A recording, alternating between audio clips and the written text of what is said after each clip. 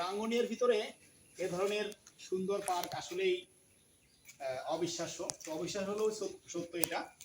আমরা আছি হচ্ছে রাসেল এভিয়ারি ইকো পার্কে, যেটা হচ্ছে রাঙ্গুনিয়া থানার লিচুবাগান থেকে একটু ভিতরে, কাপ্তাই রোডের ভিতরে এদিকে এটা।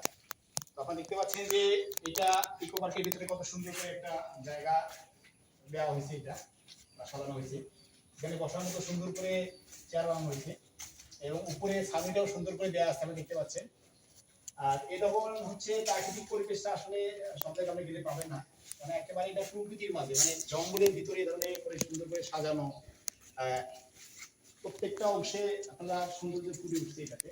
এখান থেকে বসে বা অথবা হচ্ছে আপনি এখানে হালকা বেশি ক্লান্ত হয়ে পড়লে শুয়েও করতে পারেন।